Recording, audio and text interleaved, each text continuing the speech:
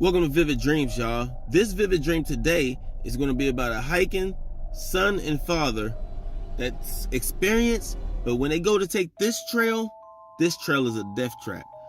The dream that his father is going to have is going to come to reality. So if you are into these type of stories, as you know I'm new to telling them, please smash the subscribe button because it really helps my channel. And I want you to eat in front of the like button until it gets really mad and jumps over onto your plate and try to take your food. And I want you to smash the like button right on your plate. And make sure y'all keep that notification bell on so y'all don't miss any of my 3 to 4 weekly episodes. All right, let's get into this vivid dream.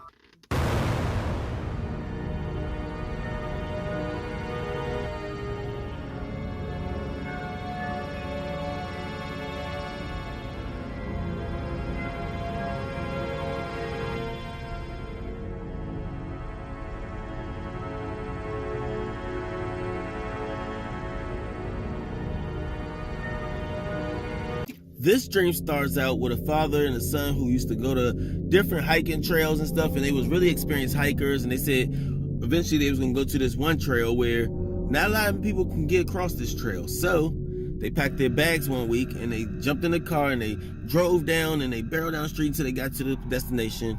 They looked at the mountain and it was beautiful. It was everything they imagined, but what they didn't know is how treacherous these mountains was known for storms. So they pack, they go on a little thing and they talk to people, and a lot of other hikers there that was talking about they was going to hit the trails, but they wasn't going all the way up. And there's a little pit stop that's right in the middle of the mountain where they probably stop off there and wait for the weather to pass. The father and son was so experienced, they said, I think we're going to take this hike and we're not going to wait for the storm. We're just going to keep going. It all started off as a beautiful walk. And they was walking, they were talking and just catching up on good old times of other hikes they did and trying to compare it with the hike they were on and talking about how people was sizing it and, this hike is not all they talked it up to be, and, just speaking basically in general about this hike. Well, as time persists and they keep talking about the hike and stuff, it would start getting a little incline and you'll see the tiredness and the fatigue start kicking in because they've been walking for hours at this point. And there's other hikers walking and they talking, they doing the same and stuff. But eventually, as they walking and stuff, they would start noticing that the people was veering off and they were starting to go towards this duck out, I guess you want to call it a duck out, like hideaway bar or something, just the place that they were supposed to be at until the weather had passed. So the father and son, they thought about it, and people was out there convincing them. Other hikers were saying, please, don't take this hike. Don't keep going. Y'all should just come on back, wait till the storm pass, and then you have a good time, and you can continue your hike. I'm not telling you not to go all the way to the top or anything like that, but please just wait for this weather. Please wait for it to pass. The father looked at the son. The son was like, Dad, we probably should. Now, mind you, the son is not young. He's a good 19, 20 years old, and he's like, Dad, I'm kind of second guessing this too. I mean, it's a lot of people saying we shouldn't go. And the one other guy that was over prepared, he actually said, I'm not even going to go. But the father insists, he says, nah, we got this, son. Come on now. This will be good bonding time for us, and we can get out there, and if it gets worse come to case scenario, we'll camp out somewhere. But what they didn't know is that this storm that was coming was one of the hardest storms, and it would actually make history. But we're going to get into what storm that was in a second. Back on the ranch, the father and them go ahead and starts veering off and continuing. But the guy did leave him one last note. He said, look, if you run into the big crystal-looking rock, then you know you are on the right trail. You'll keep going that way, and you'll make it to another point where it's another barn stuff, and that's the top, and it has a view spot and a camera thing you can see out the window. You get a nice view of everything around you. But you got to make sure you see that rock. Don't get it confused, because there's another rock that's off to the right, and that one will lead you in the wrong direction. So the father and son proceeded to start walking. They said, thank you for your advice, and we'll take that under consideration. Once the father and son left and they started hiking this trail and they started walking, as they were walking, they see the clouds start coming in, and they can see the mountains from a distance is turning very white. So they know it don't have much time before the day ends. You know what I mean? It's starting to get dark, and they see the moon coming out now, and they noticing that everything is starting to slowly drift downhill. And not only that, it's starting to get chilly and the wind is picking up. But not no normal wind. By the time they were walking for about another hour or so, the wind got so strong and the hill got so steep, and he like, we almost there, and they struggling and they trying to get through it, and then eventually the son said, Dad, I'm sorry, I just can't do it no more. Now mind you, they got to a level part of this mountain where it straightens out, so they know they on the right path. They already seen the big rock, and they got the big rock correct and everything, so they was on the right path. And they couldn't see, the visibility was so low, and they struggling, and he's struggling, and he covering his eyes and trying to do everything to get there. And he said, come on, son, we just a little further. But when he looked back, he already could tell that his son had laid down. And he said, Dad, I'm sorry, I'm done. So his father knew he couldn't convince his son to go anymore. His son was burnt out, and he's like, you know what? He's seen his son, he's like, we could just stay here. I'm gonna walk a little more ways up just to see, but if not, I'll come back and we can stay here.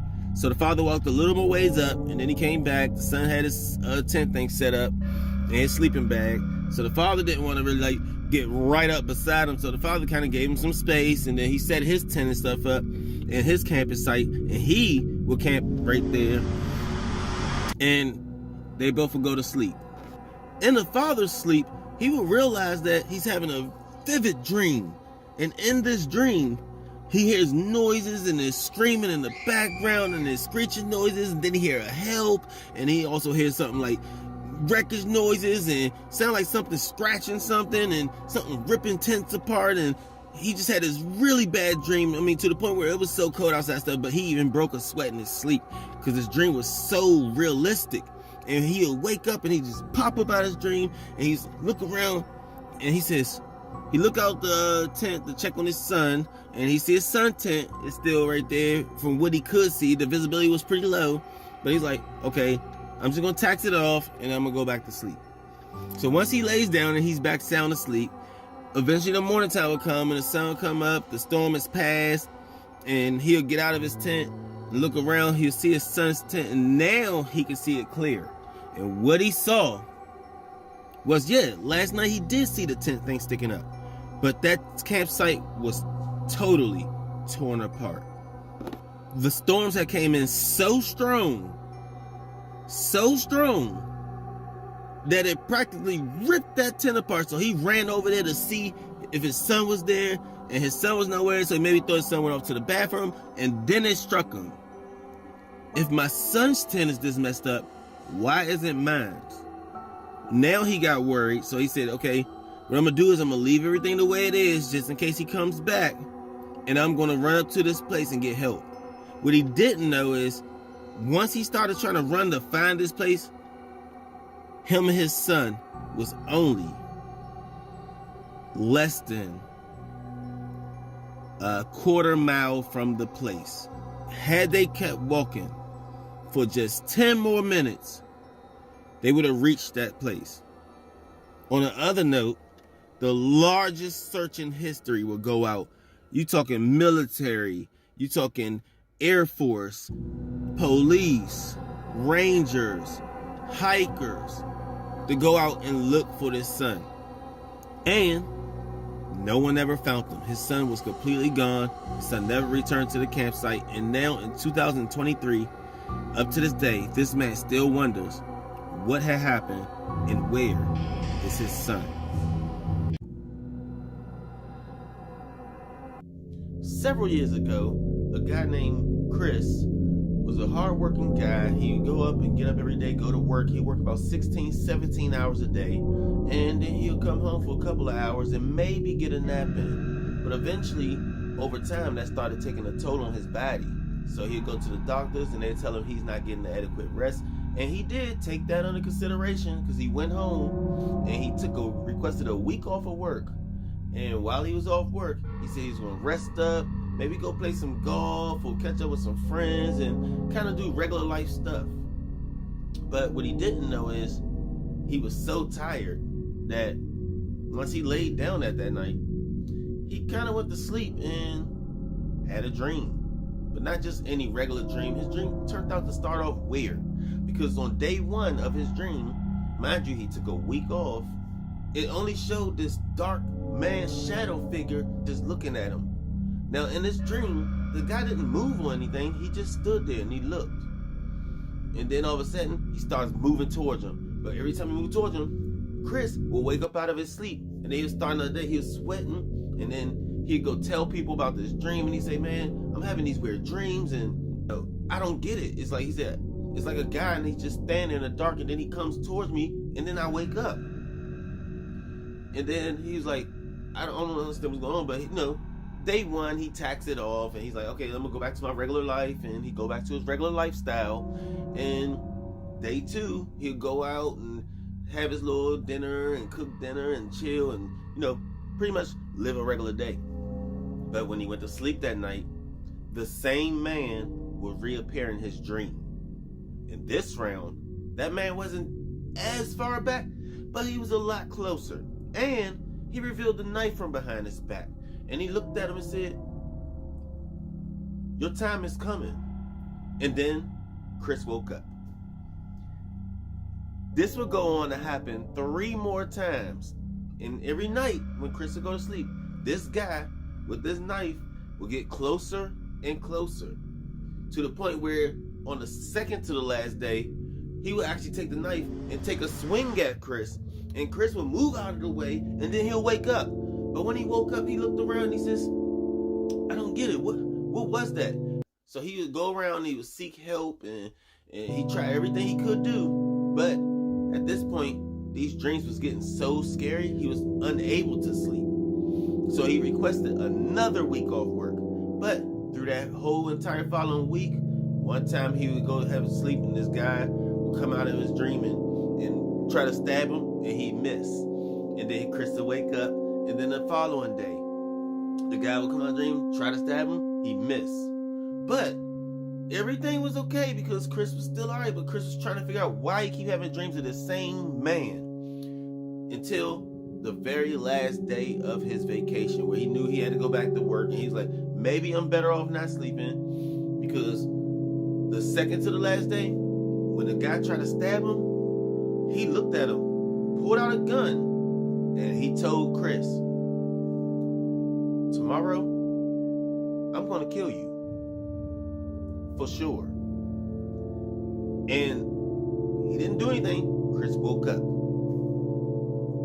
What gets creepy is now Chris goes around and he's panicking. He's going to every hospital. He goes sees a doctor. He goes see a psychiatrist, and everyone's telling him the same thing. You could take this for it, or you could take that for it, but there's not really much we can give you for this, because you're coming to us talking about a dream, which means that it's in your sleep.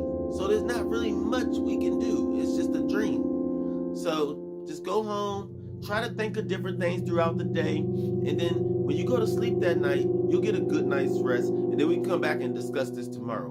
But as Chris would plead with him, please, there is no tomorrow. This guy is going to kill me tonight.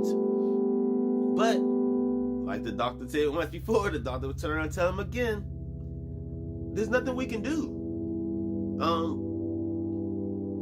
You just have to sleep it off and come back tomorrow. And he said, I don't want to sleep. That's the problem. But ultimately, there wasn't nothing they can do. In fact, the time would go past, doctor's offices started closing. He even tried to stay up at a hospital just so he don't go to sleep that night. But eventually, he ended up going home and he dozed off on his couch.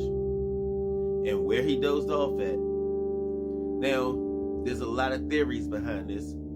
I'm going to tell you my theory, and then you guys can drop a comment on what you guys think the theory is. But ultimately, Chris would not wake up the next day. Now, he did tell us about the whole thing in his dream, that this guy was going to come back with a gun, and he said he was going to kill him. So apparently he must have been shot in his dream, because when they did the autopsy, there was a bruise mark dead center in his chest.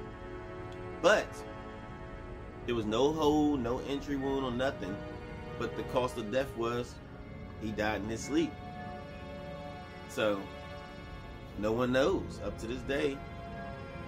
We never talked to a dead man before, so no one knows what really happened on the last day in his sleep. But we all could assume that yes, whoever that was in his dream definitely came back to hunt him. So in 1996, there were 3 boys: Tony, O'Neal, and James. James and Tony decided that they would go outside and play. It was their first day in a new neighborhood. They didn't know anybody, and the neighborhood seemed relatively clean and good. So they figured, hey, they talked to their parents, and then the parents said, okay, Tony, okay, James, just make sure you guys are in by a certain time. So Tony and James would proceed to go play outside. So they played outside and all was going good and everything was going well. And then before you knew it, a guy in the apartment building, he's in a confrontation with some other guy, where the guy will pull out a knife and stab the guy 6 times. After the knife was dropped, the guy will turn and start running directly towards James and directly towards Tony. But the guy didn't come towards Tony and James or nothing like that. He didn't do nothing violent, and he kind of turned off. But that night would change everything, because the next day he'll wake up with all sorts of bruise marks all over his back. This is a recaption of what happened in Tony's dream. So Tony would go to sleep one night, and as Tony is sleeping, he'll keep witnessing this guy's face just pop up in his dream, and all he could keep thinking about was the murder, the murder, the murder. He kept getting vivid memories of the guy getting stabbed as the knife just driving through him, and he could see the guy, the innocent guy that got stabbed up, face as it was in shock, and he was surprised. But that wasn't the catch of it. For some reason, the dream every night got realer and realer and realer, until one day he had a dream and it was actually reconstructed the same exact story of the guy killing him. But this round, the guy didn't run past James and run past Tony.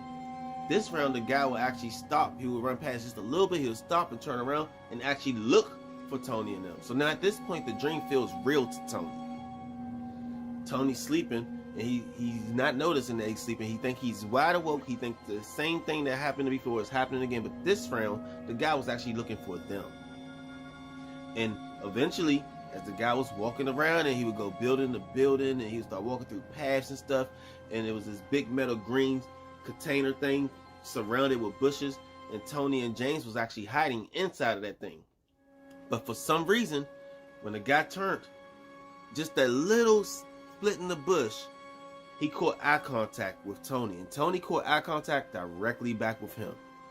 And at that point, this guy starts sprinting, and he is running so fast, and he's gaining on him. And as James and Tony gets out of the bush, and they decide they want to start running across the street. Now, mind you, their house is only less than a half a mile away, so he's sprinting at full speed, Tony and James. But for some reason, this dream took a turn for the worse. Only in this dream, Tony could not run fast. For some reason, James will keep speeding. He's running at regular speed as if we running in real life, but Tony could not. The dream caused him somewhere along the line to get a hiccup, and Tony was actually moving in slow motion. So as James was gaining on him, and James saying, "Come on, Tony, you can run faster, you can run faster," Tony is looking back and saying, I can't. Now, mind you, this guy is gaining on him rapidly fast as he's running down, and he has a book bag in his hand. But what Tony didn't know, is that this guy was actually going to catch up to him, and this book bag had a lot of weight. You could tell from the way that the guy was running with it. But Tony was steady trying, and at this point now, James has made it to the front door, and his parents open the front door, and his parents is yelling, and his brothers and them stand out there yelling. They saying, Tony, please, come on, you can make it. But after a while, they can see the distance going, and they look like Tony's running in slow motion. They can see that Tony's running in slow motion, but no one understands the dream why Tony is moving as slow as he was. But eventually, the guy will catch up, and there's nothing that no one can do. They could just stand in the door, and they will watch as this guy gets up to Tony and catches up and takes that bag and just start brutally hitting him. Tony would fall to the ground, And then the guy would just keep pounding away on his back. Boom, boom, boom, over and over and over, until you can start seeing blood come out from beside underneath Tony, a 7-year-old boy at the time. And before you know it, the guys closed the door, the police came, authorities show up and stuff, and then boom, he woke up. Now there's a lot of questions that's raised behind this dream, because when Tony woke up, not only was Tony beyond sore, his legs were sore, his feet were sore as if he really had been running, but that contradicts itself because his parents said he was sound asleep. But when he went to go take a shower and he took his shirt stuff off and he looked in the mirror, on his back was layered with wound marks. And all these marks would symbolize the exact same thing that happened to him in his dream was happening to him in real life. Because all of the marks on his back lined exactly with the book bag markings that the dude was hitting him with a bag of rocks. Here's the photos, his back and his attacker.